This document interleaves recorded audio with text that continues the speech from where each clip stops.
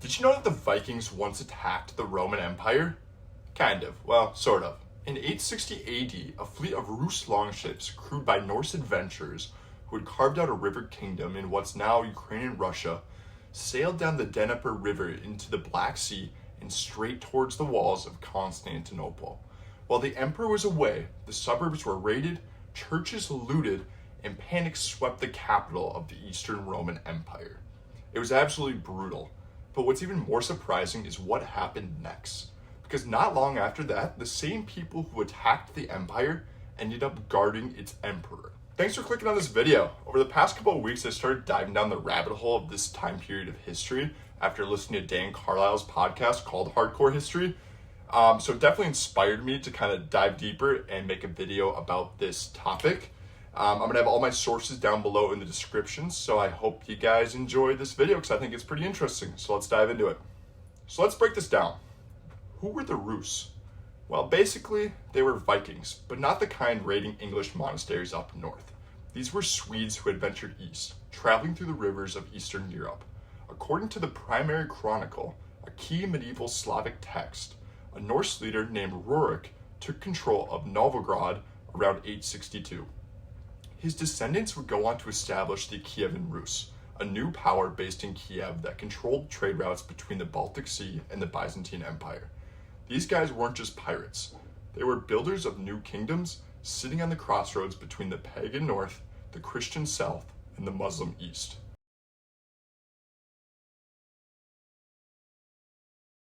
At the other end of the trade network was the Byzantine Empire, the Eastern Roman Empire, ruling from Constantinople. The Byzantines were old hands at managing chaos on their borders. Their secret weapon wasn't always using their military, it was diplomacy. They played enemies against each other, sent missionaries to win over barbarian kings, and arranged royal marriages like chess grand masters. The Emperor Constantine VII even wrote a whole book, sorry about the pronunciation, called De Administratio Imperio, essentially a how-to manual for manipulating your neighbors. But despite all that, they weren't prepared for what the Rus had in store. So in the summer of 860 AD, with Emperor Michael III away on campaign in Asia Minor, about 200 Rus ships launched a sudden and violent raid on Constantinople. According to Patriarch Photius, the attack was so terrifying it felt like divine punishment.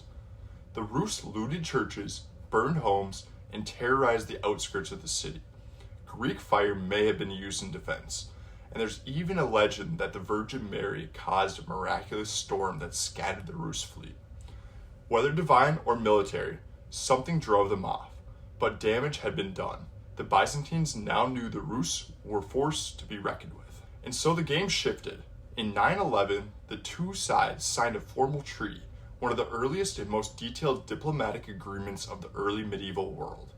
According to the primary chronicle, this treaty allowed the Rus merchants to trade legally in Constantinople, stay in the St. Mama's district for up to 6 months, and receive supplies from the empire.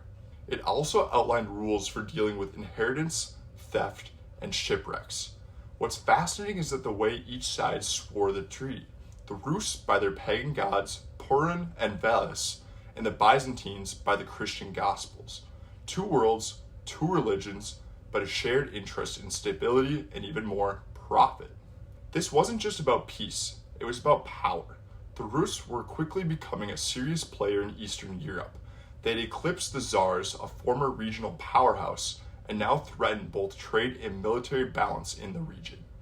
The Byzantines saw this and responded in classic fashion, with strategy. They didn't just sign treaties, they pulled the Rus closer. By the time of the 945 treaty, signed under Prince Igor of Kiev, the Byzantines were laying down rules. Rus ships needed official charters to dock, and certain regions, like the Dnieper Delta, were off limits for wintering. Interestingly, some Rus envoys in this treaty swore by the Christian god instead of their old deities, a clear sign that change was coming. That shift came into full view in 988 AD when Prince Vladimir the Great converted to Eastern Orthodox Christianity. This wasn't just a spiritual decision, it was a diplomatic masterstroke. By converting, Vladimir was granted marriage to Princess Anna, the Byzantine emperor's sister. This was absolutely huge. It gave the Rus dynasty international legitimacy and plugged Kiev into the cultural and religious lifeblood of Byzantium. Almost overnight, the Rus elite went from pagan warlords to Christian princes, modeling their churches on Hagia Sophia and adopting the Cyrillic alphabet brought by Byzantine missionaries. The two worlds that once clashed with swords were now bound by blood, faith, and trade. But here's where it gets even more surprising. The very people who once raided Constantinople became its protectors. Starting in the 10th century, the Byzantines began recruiting Norse warriors, mainly from Rus lands, into the Varangian Guard, an elite unit that served as the emperor's personal bodyguards. These warriors were prized for their loyalty, size, and skill with massive two-handed axes. They had no political ties, which made them the perfect for palace security. Some even left their mark literally. In Hagia Sophia, you can still find Norse runes carved into the marble gallery. Names like Halfdan and Ar stand as graffiti from Varangians who once walked these halls. This alliance didn't just affect Constantinople, it sent ripples across the continent. Bulgaria found itself caught between a Christianized Rus and a re-energized Byzantine state. The Holy Roman Empire grew anxious as Byzantine influence crept north.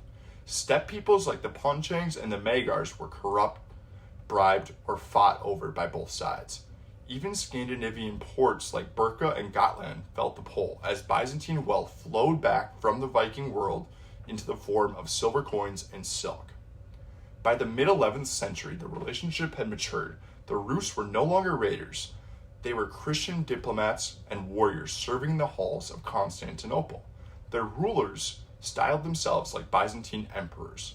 Their churches echoed Greek liturgy, and their princes knew that the road to power wasn't just through conquest, but through alliance. So yeah, Vikings once attacked the Roman Empire, but more importantly, they joined it. They traded with it and converted under its influence, married into it, and protected it. The story of the Rus and the Byzantines isn't just about raids and battles. It's about how two very different civilizations clashed, negotiated, and ultimately intertwined to shape the future of Eastern Europe.